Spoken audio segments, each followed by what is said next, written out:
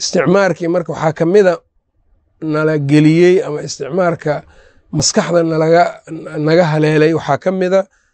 erey bixintii xorriyadda ama xaqiiqadii xorriyadda in la fahmi waayo oo keliya laga dhigo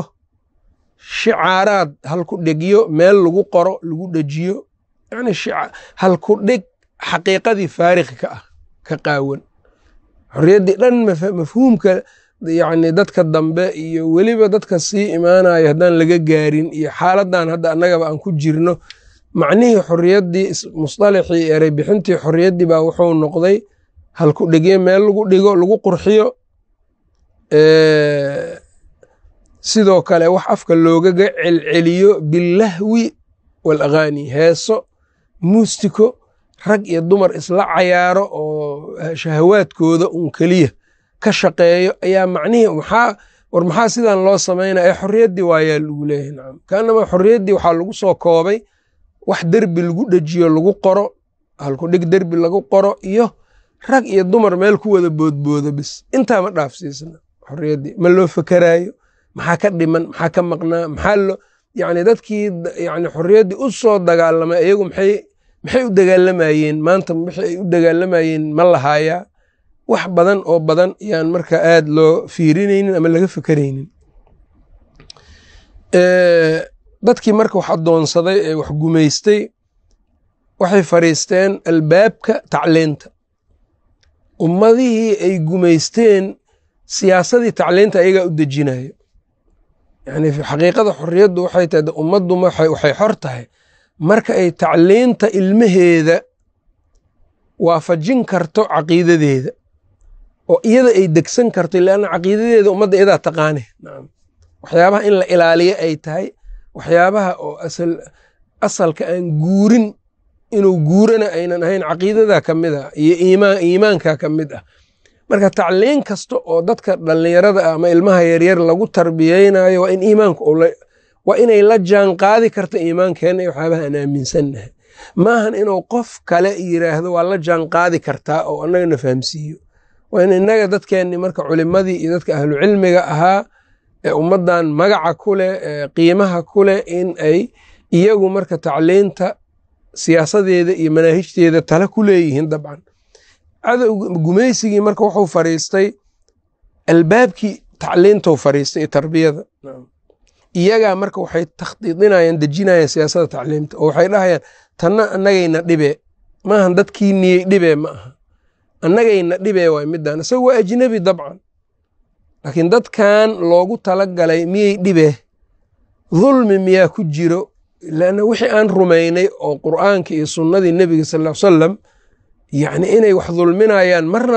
marnaba qof mu'mina ma gelaysa qalbigiisa dabcan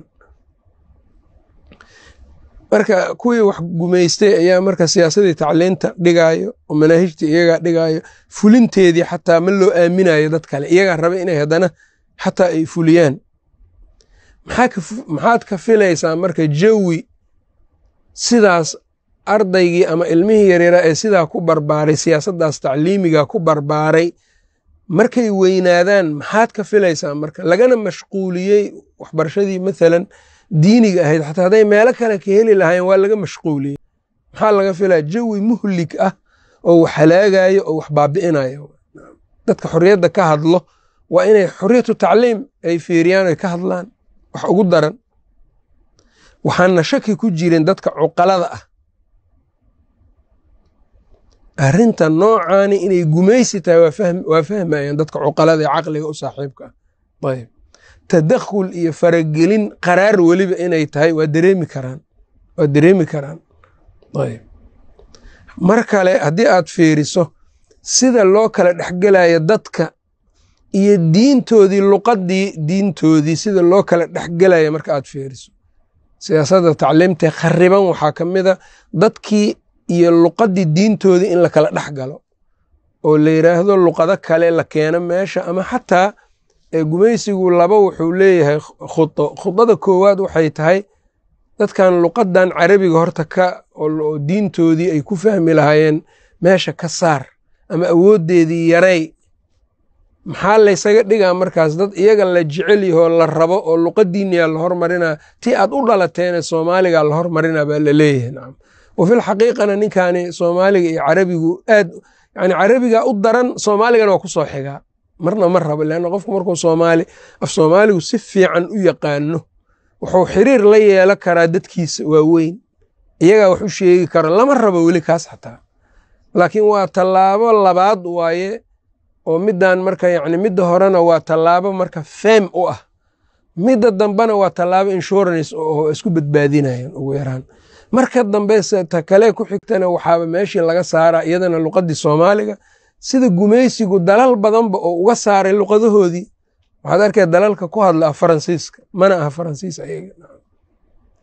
marka taas maxay keenaysaa waxaasoo dhan marka waxay u baahan tahay marka luqada lafteedu waa muhim